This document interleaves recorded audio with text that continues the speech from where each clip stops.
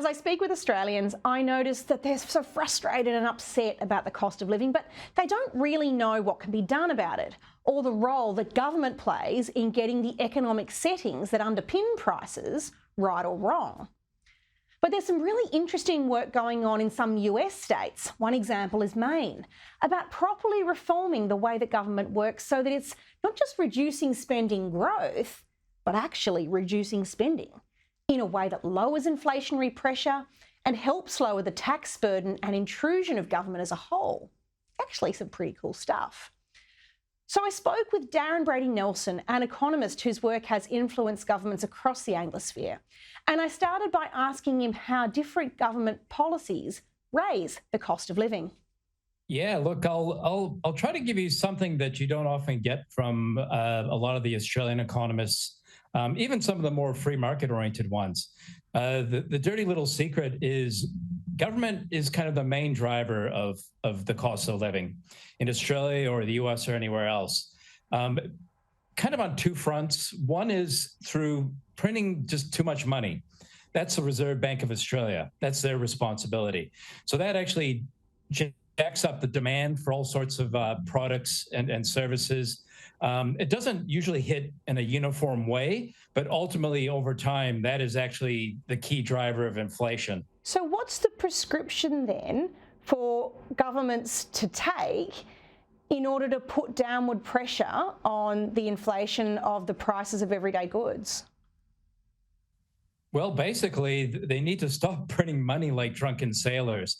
If you look at some of the statistics from the Reserve Bank itself, it has these kind of technical things called M1, M2, M3. They're basically different measures of the money supply. And the problem has been going for a lot longer than, for instance, the past few years, including the era of COVID and the restrictions there. The Reserve Bank's been kind of one of the more irresponsible central banks on the planet for actually probably 2 decades or more. So basically what you need someone, as a start, you need someone in charge of the Reserve Bank that's far more responsible than Philip Lowe. Isn't it too narrow, though, to look at this simply as a matter of the job of the Reserve Bank, even if those criticisms are entirely justified? Aren't questions about whether or not the federal and other governments are able to balance their budget a factor here, or decisions that they take about, say, environmental policy that have an impact on the price of energy, or decisions they take around environmentalism and development that push up the price of housing? How do all of those different policy areas feed in to impact upon the daily lives and daily pockets of Australians?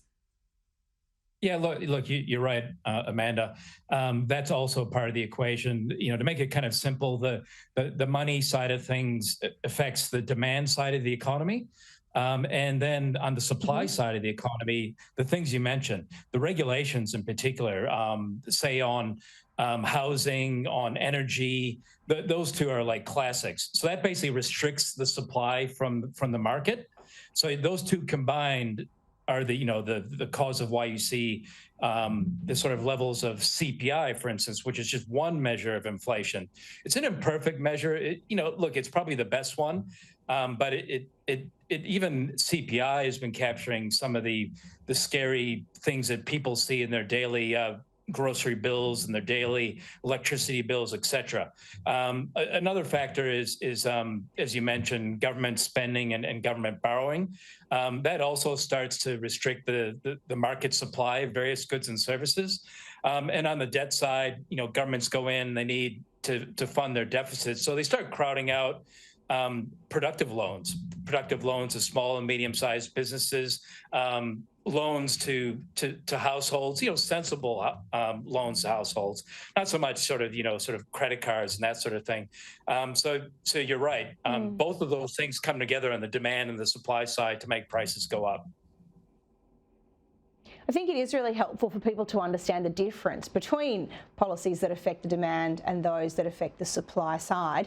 With that in mind, we know the RBA should be printing less money and should be, using that opportunity to raise interest rates sparingly. But what else should the federal government be doing right now? What levers should it be pulling if it cares about reining in the cost of living?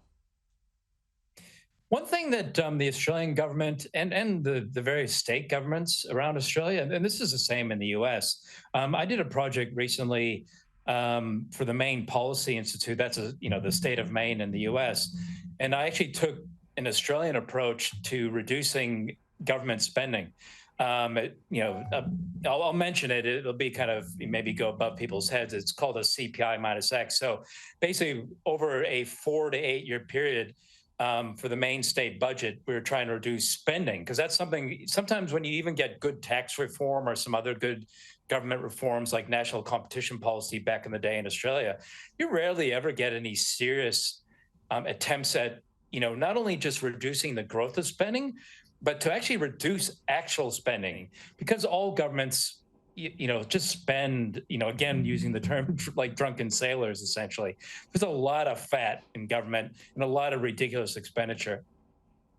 So breaking this down to the practical, what are the outcomes you're expecting as a result of the work that you've been doing to get Maine's approach to government expenditure on that sustainable and more secure footing? Yeah, look, because Maine and so many governments across the Western world, not just during the COVID era, but prior to that, they were spending well above CPI. So in the case of Maine, what they wanted to do is to not just like slow down the already overgrowth of government spending, but to actually sort of bring it back to more sensible levels that it was 10, 15 years ago. And the same as in Australia. I was involved in, like I said, national competition policy and some of the great reforms in the 1990s and into the first half of the 2000s. Australia can do it. I mean, it once led the world on some of these sensible reforms, and Australian consumers and households got so many great benefits. Australians got richer across the board, particularly the middle class and even sort of the poorer classes. Darren, thank you so much for your time. It's really encouraging to see that there are governments at state level in the US that aren't just throwing up their hands and saying it's all too hard, but are tackling this from the perspective of good knowledge, good experience, and with an eye to the future. Thank you so much for your time. Thank you very much.